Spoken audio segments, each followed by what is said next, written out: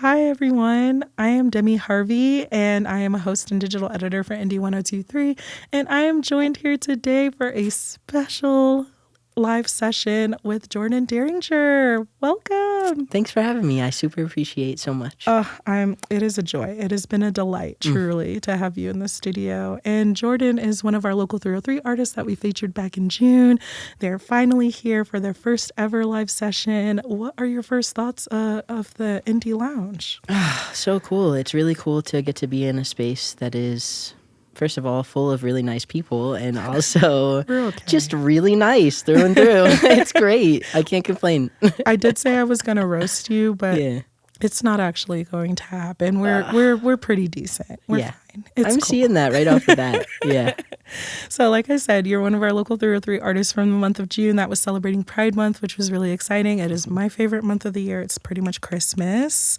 But yeah, how was that experience? Because that was your first time being played like on air as well, right? Yeah, it was. It was honestly so cool. Like so many people from my old job and friends like reaching out, being like, "Hey, we're listening to you on the radio. What the heck? I can't believe you're on the radio." Oh, that is amazing. So it was awesome. It was really cool. Super grateful for that. I love hearing that. And also it's just like super exciting because like that's how I also discover a lot of our local talent. Like working within the music industry for so long, it's like there's never a shortage of like brand new artists. And so it's always really cool to like hear like, who's this? Who's coming up? Like who am I finding on TikTok? Like all of that kind of stuff. So yeah, it's just been so cool to like discover your music and learn more about you throughout that program. Yeah. But also, like queer representation that's like on the air, which like we desperately need because if you don't already know, I am a host of Serve It. That's Indie 1023's monthly LGBTQ plus show, which is really great. And so the fact that we were able to hear so many artists part of the queer community that entire month was just like such a game changer. So is there like anything that like you've like taken away or grown since that experience and being part of a collective of LGBTQ people that were played on the radio? Yeah, actually a few different artists from that month of playtime reached out to me about getting together to jam or opportunities. So I'm extremely grateful. Like it in general, just getting that airplay brought so many opportunities to my DMs and to my emails, which I'm really grateful for. But ultimately, I think like the biggest thing for me is just being, I got my degree in music therapy, and I've used that degree to work with children. And ultimately, the thing that I keep coming back to in my line of work is like, I want so badly to impact children in a way of like, not just with music, but showing kids that I'm a transgender man and I can be exactly what I want to be, and there's nothing stopping me except for my own self-limiting beliefs. So getting to be on the radio and having like my guitar students here and have their parents text me and say, "Oh my gosh, we just heard you." Like, it's just really, that's the impact that I want to make, you know? I love that. Yeah. And so you went to school for that? Yeah. Wow. What like ignited that passion? So you've always had a background in music then? Yeah. Well, kind of, yeah. So when I was 10 or 11, I broke my back and I was on bed rest for 5 years. And so really quickly into that journey, I was feeling like a zombie from prescribed medication, and I wanted another way to kind of cope with the pain, I guess, and ultimately like I wanted a distraction from the pain. So I linked with my band director in middle school, and he would bring instruments to my house so that I could teach myself how to play them. And I taught myself how to play 14 instruments over that period of time. What a hero as well for introducing you to that. Yeah, yeah. That's so wild. So having music as a way of healing for me was obviously the reason I wanted to study music therapy. Yeah, and I kind of knew that like at 13, like I knew what I wanted to do. Yeah. Wow, I love that like a tragedy, which is so scary, especially as a child, like kind of helped to push you into this direction. Now Divine intervention, baby. But you're also like helping other kids with that. That's like so cool, so full circle to see. And so did you go to school while you were out in Maryland? Is that where you got your degree? So I went to college in Boston at Berklee College of Music. Oh, cool. Oh, nice. We've had a few local musicians that also went to that same school, which is wild, blows my mind. I'm just like, the talent is, it's unmatched. It's so good. Yeah, I was just saying yesterday that I wish there were more people from Berkeley here, so I would love to chat with you after this about who's I will here. give you the connect, but probably after this, some people will reach out and be like, I went there too. Yeah, hopefully. Because, there's quite a few. I can, like, name a few off of the top of the head, but that's incredible. Like, so did you move to Denver after you went to school there, or, like, what was the... Kind of. After college, I had to do an internship to finish my degree, so I did my music therapy internship at Children's Hospital in Salt Lake City. Oh, cool. And then right after, literally the day after my internship ended, COVID hit.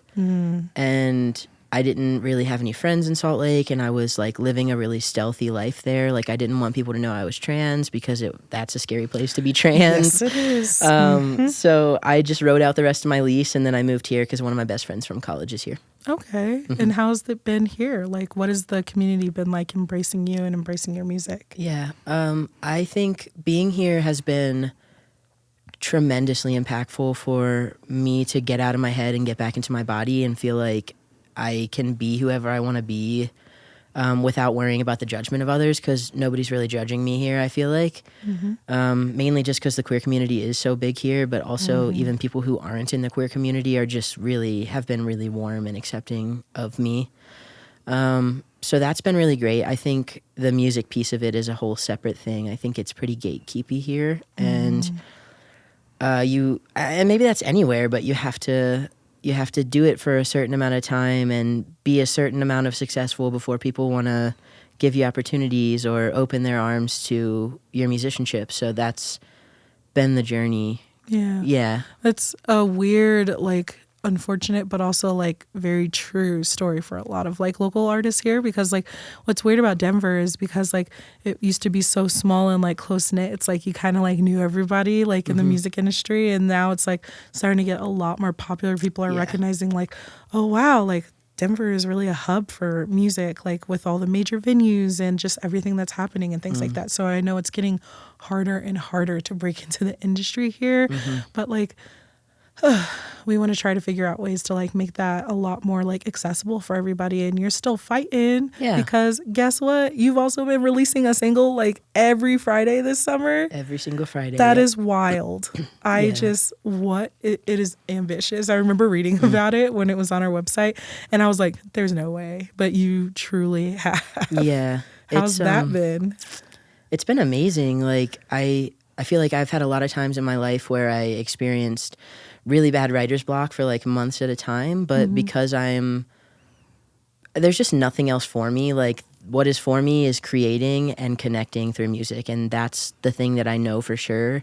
And so dedicating myself to caring enough about that passion pursuit that I am dropping a single every Friday, that means I have to create at least a few times a week, you know? And so that's been like the opposite of writer's block. Like I can't even imagine experiencing that right now because I'm so on fire. Like I can't stop. It's just so cathartic, and I'm literally doing the thing that I was called to do, and I feel that so heavy in the alignment of the ways that things are happening in my life and the lack of internal resistance to it. Like it's just connected me so much more to myself, honestly. That's so cool. Because, I was going to ask you, like, has it shaped your musicality in any way? Because you're, like, pushing out so much content. Like, to me, that sounds like it would be overwhelming. But for you, it seems like it's been, like, really uplifting and encouraging. Yeah. So at the end of June, I quit my music therapy job to just pursue this. Wow. So, that's been a really big, scary thing in terms of finances. But I just keep trusting that it's going to work, and it keeps working. So I've had nothing but time to create, and every single time I sit down to create, like if I get too in my head about the catchiness of it or like who this is going to reach, then I just stop. Like I take a break and I come back, because that is not what it's about. Like it is about creation. It's about feeling release, you know? So I don't even let myself get to that place. Yeah. That does sound overwhelming, and I don't want to be there. It's like you just got to see what's like in front of you. Yes. And just keep going for It's a presence practice. Yeah. Yeah. Oh, love that. So there's two of the songs that came out this summer that you are going to perform in a little bit, which we're going to get to, which is really exciting. But I want to talk about them. So Heavy, let's talk about that track. Can you break it down and tell us a little bit of the themes that you worked into that song? Yeah. So Heavy actually came to be because I got in an argument with my mom over text about something silly that I'm not going to bring up right now, but it just threw me into this, like, feeling bad for myself, and I just spiraled so hard about the ways that my dad hasn't shown up for me and the ways that I have an addiction issue because my parents do and because their parents do. Whether my parents are willing to acknowledge their addiction issues or not, that's still been something that has impacted my life. And so this song kind of just, it flew out of me in 20 minutes, honestly. Like, it's just about the ways that generational trauma exists, and addiction is a part of that for me. And the way that I've been treated because of drinking specifically is the reason that I'm now sober. And I just wanted to be able to capture the feeling of, like,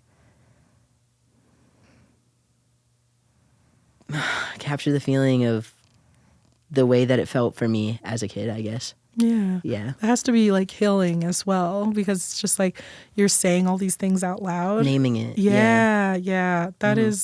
That's heavy. Yeah, that's why I named it that. But it also, like, so many people need to hear that, because there are so many stories that are very similar. And it's like, I don't know about you, but, like, it helps me to relate to other people in that way. And so, like, getting it out there is just, like, one of those ways that, like, you're working through it, even though it's, like, hard to hear and hard to, like, face. Yes. But it's a beautiful song, and I'm really excited for you to perform that one live. Thank you. And now Want Me Back has a little bit of a change. Tell us about that song. Yeah, so Want Me Back is also kind of a sad dad song. That song is about just my dad, and it's been quite a journey. Being a trans man has not been something that he can accept, and so now we just no longer have a relationship because a lot of our interactions were becoming emotionally abusive, almost physically abusive, and I just decided, you know what, this isn't serving me anymore, so I'm not going to keep trying for this. But the feeling that I constantly come back to over and over and over again is like, I just wish you could see me. I wish you could, I don't need you to understand me, but I just want you to respect me. And that's kind of what this song is about. Like, I can't help but think, like, if drinking wasn't such a big part of his life, like, things could be different, but he can't even see himself because he's so lost in it. So that's what this song is about, just wanting so badly for him to want me back and just see me and accept me. Yeah. When you perform these songs live, like, how do people react to them? So both of those songs, Heavy and Want Me Back, are two of my most impactful reaches, I feel like. People, a lot of people cry. A lot of people come up to me after and want to talk because a lot of people have similar experiences. And that's hugely, like, what keeps me performing those songs live, because that's what I'm looking for. Like, I want the opportunity. I don't want to get on stage and sing my set and then nobody comes up and talks to me after. Like, I want people to come up and say, oh my gosh, you went through this, so did I, let's talk about that. Because that's where the healing happens, you know? And you've been performing so many shows this summer. And so, like, with these new songs and, like, putting them out there, it's like you're just having kind of like a constant, you know, like, community gathering, I would say, it's about amazing. it. How has that, like, influenced, like, how you go about doing your shows live? Has that, like, changed anything for you?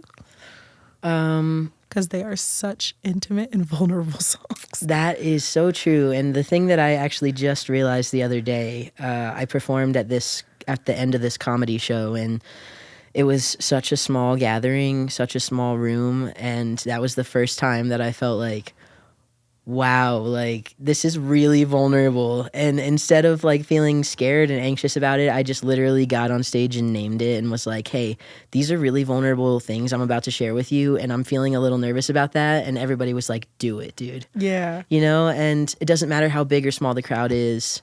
The thing I will say is if the crowd's bigger, it feels so much easier to be vulnerable, which I don't really get, but it doesn't have to make sense. Yeah. Yeah, I don't know if that answered your question. It did. Ish. Yeah. Well, we're going to talk about your shows because, yeah, you've also been just like plowing out the performances as well, just kind of like all across Denver. So what else do you have going on this summer or even like coming into the second half of this year? Yeah.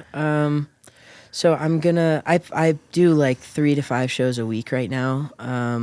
But my biggest thing coming up is UMS with Hip Chicks Out. Yes. They're putting on an event at UMS. I don't really know where quite yet, but it'll be on my Instagram soon enough. 7:30. I think it's the Sunday of UMS. Yeah, that is. Yeah, that's the final day. We will all be exhausted, but that doesn't stop us from going and checking out the music. Yeah. It's a whole marathon event. Yeah. And we'll be there as well, which will be really exciting. Jordin, we've come to the end. This is amazing. It was so nice to meet you and chat with you, hear about all of your different tunes and what's going on. And obviously, you can go and follow Jordin on their socials. Once again, what are those? My socials are just at Jordin Dearinger, JordinDearinger. And it's on our website as well. So you have multiple places to go and find it, especially because you're going to continue to keep putting out music. And there will be lots of shows and lots of updates as well. But thank you again for chatting with me. I appreciate you. Thank you so much for having me, truly. Yeah. And if you want more indie live sessions, go and check out the website, like I said before. And yeah, we'll see you next time.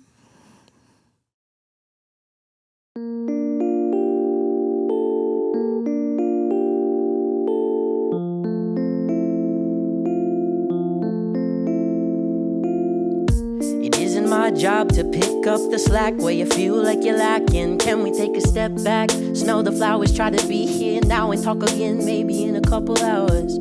So I don't wanna fight, I don't wanna feel like I'm the bad guy. I don't wanna run around in circles all night. So you can feel better about yourself, this don't feel good for my health, no.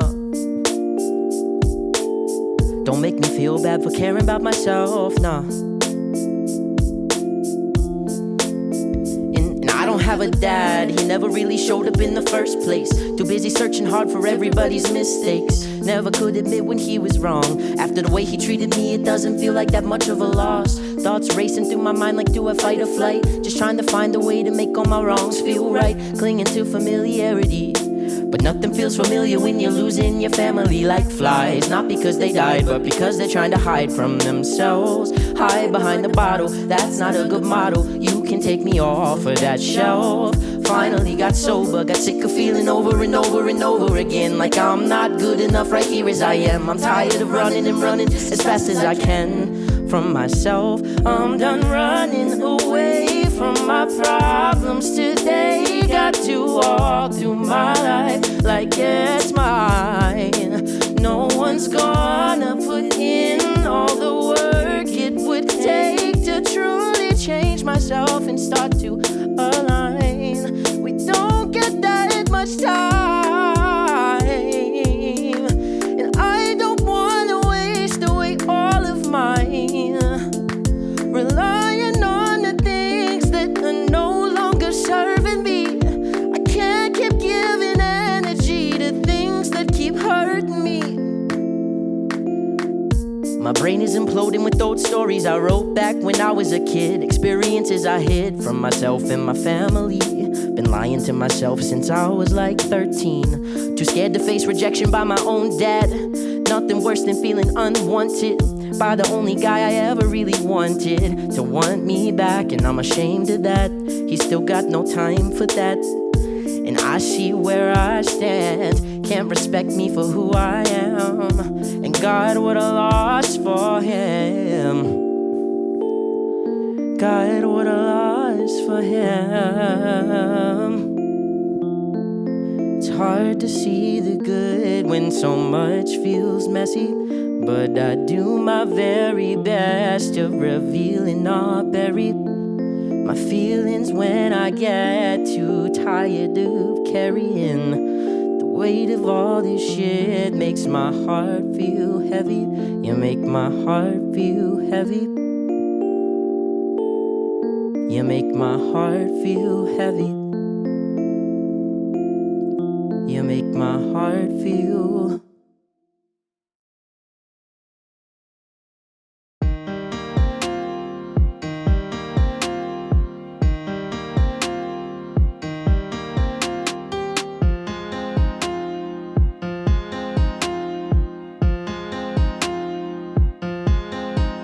It gets lonely when I think too hard.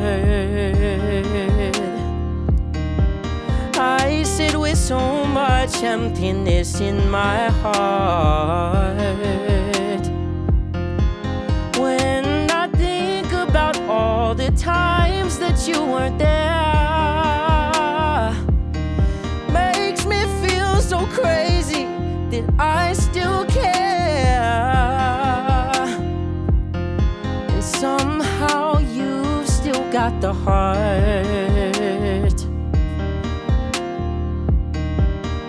of the woman who gave me life. No matter how you do me wrong, it's not enough to end this song. Oh,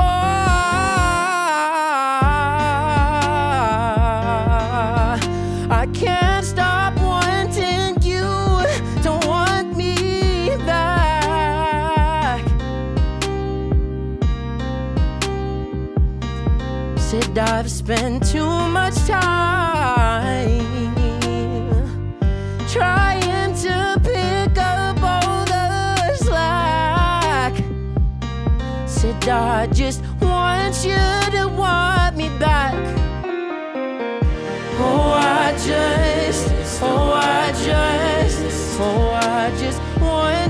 to want me back. Said I just want you to want me back. I just want you to want me back. I spend way too much time thinking, you spend way too much time drinking. You must be hurting pretty bad if you can't consider any other path. How do you feel so good treating me so bad? Seems like you're happy when I'm hurting. Leave me feeling like a burden for existing in my life the way I want to. That shouldn't affect you, but somehow it does. You tell me that I make you feel uncomfortable. The last thing you ever said to me was, I can't wait to never see you again. How do you live with what you've said? How do you live with what you've said? Oh, I just want you to want me back. Oh, I just want you to want me back. I just want you to want me back. I just want you to want me back.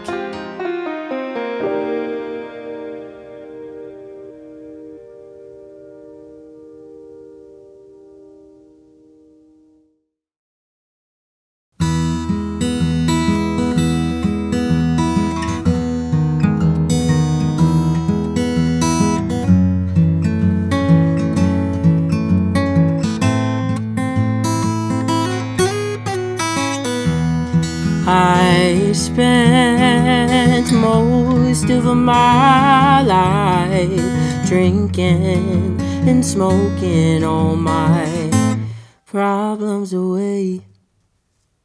Then one day when I opened my eyes, I saw all the trauma in the girl I'd left at Ida's Lane. And Ida's Lane,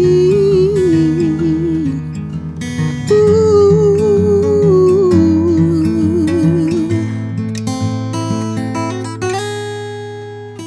It felt so good to feel so wrapped around your finger, like I could walk on water till the water started running dry.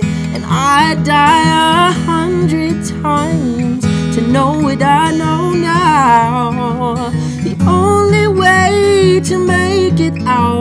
is to find a way to love the ugly parts of yourself.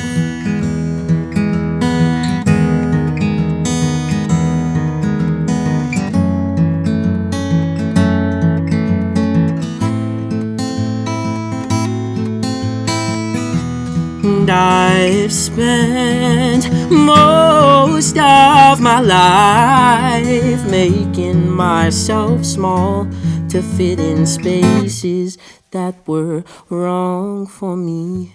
And then one day, when I opened my mind, I saw all the pain behind the eyes of the boy who walked away from my delayed.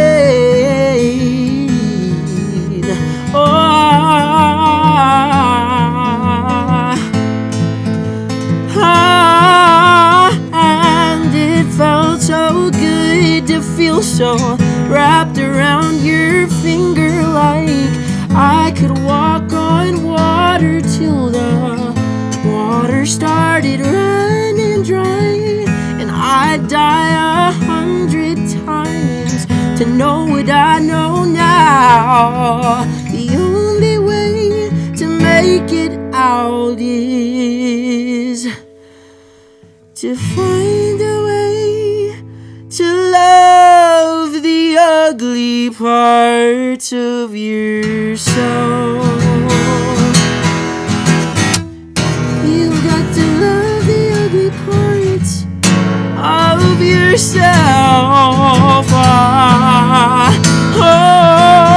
And it felt so good to feel so wrapped around your finger, like I could walk on water till the water started running dry, and I'd die 100 times to know what I know